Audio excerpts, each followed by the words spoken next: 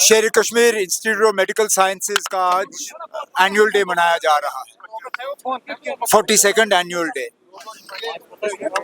ये अस्पताल बना था इस मकसद से कि जम्मू कश्मीर के लोगों को इलाज हासिल करने के लिए पीजीआई, एम्स वगैरह जाने की जरूरत ना पड़े।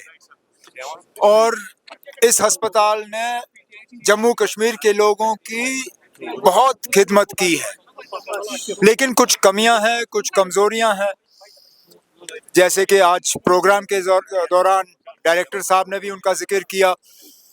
एक तो स्किम्स की जो खुद मुख्तारी थी, वो खुद मुख्तारी इनसे ली गई, उसको दोबारा बहाल करना है।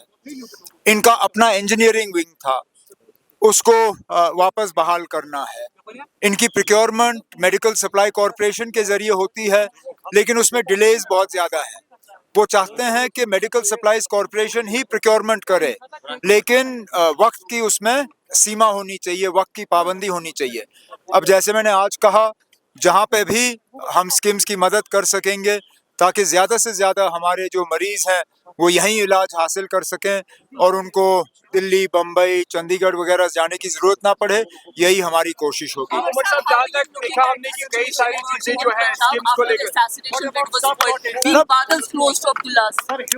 I spoke to Sukhbir yesterday after the attack on him. I expressed obviously our gratefulness to Almighty that he survived that attack. We spoke about the situation. Obviously, some of the things that he shared with me are not for public consumption, but it's a matter of concern. If in daylight hours, a former deputy chief minister, a Z plus category protectee, can be attacked like this, obviously this needs to be looked at. Why is this? How did this happen? And to ensure that it doesn't happen in the future, because let's not forget, not long ago, Punjab went through a very difficult phase in the 80s and early 90s. And God forbid we see something like that again. So as we have seen this holiday especially जो कि अब नहीं है, शेख साहब की क्या कोई नहीं, फिर होगा ना, फिर होगा। कई सारे और भी डेट्स हैं जो सर मालूम है, कई सारे और भी डेट्स हैं, लेकिन ना हमें बड़ी लड़ाई लड़नी है। सुनिए ना, हमें फिलहाल बड़ी लड़ाई लड़नी है, और वो लड़ाई जम्मू कश्मीर को दोबारा रियासत का दर्जा हासिल हो, हमें वो लड़ाई लड़नी है। हम उम्मीद करते हैं कि वज़ीर आज़म साहब ने जो जम्मू कश्मीर के लोगों के साथ वादा किया, हमारे साथ नहीं, जम्मू कश्मीर के आवाम के साथ, पार्लियामेंट इलेक्शन के दौरान और उसके बाद असेंबली इलेक्शन के दौरान, इन दोनों इंतखाबात में जम्मू कश्मीर के लोगों ने बढ़ चढ़ के हिस्सा लिया।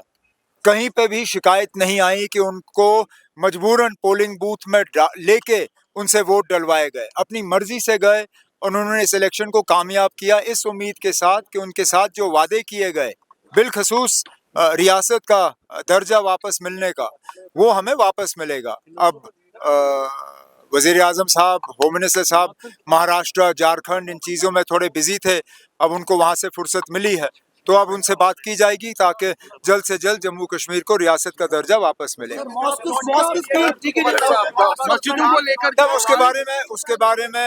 उसके बारे में नेशनल कॉन्फ्रेंस ने भी बात की, हमारे लीडरों ने भी बात की। इस मुल्क में हर किसी मजहब के लोगों को रहने की खुली छूट है। हमारे आईन में एक लफ्ज है सेक्युलर, जब तक वो लफ्ज हमारे आईन में है, उसका मतलब ये है कि हमारा मजहब कोई भी हो, या हमारा मजहब अगर हम किसी भी मजहब को ना माने, तब भी हमारा इस मुल्क में आज़ादी से रहने का हक है। अब ये क्यों एक सोची समझी साजिश के तहत हमारे दरसगाहों को, हमारी मस्जिदों को टारगेट करने की कोशिश की जा रही है? मैंने बार बार ये कहा है, ठीक है ना, आप कहते हो आप मुसलमानों को अपीज नहीं करोगे, मत करिए अपीज, हम अपीजमेंट नहीं मांगते, लेकिन अपीजमेंट ना करने का मतलब ये नहीं है कि आप हमें निशाना बनाइए। Don't target us in the name of not appeasing us, don't victimise us. going after our mosques, going after our shrines, going after our way of practicing our religion, you are victimizing us. And this is not the India that Jammu and Kashmir was a part of. This is not the India our founding fathers envisaged. This is not the India that has the word secular in its constitution. जब तक है इसको secular रखिए, अगर नहीं रखना है तो चलिए ना, आप पार्लियामेंट से अगर इसको निकाल सकते हैं निकालिए, फिर क्या है. Thank you.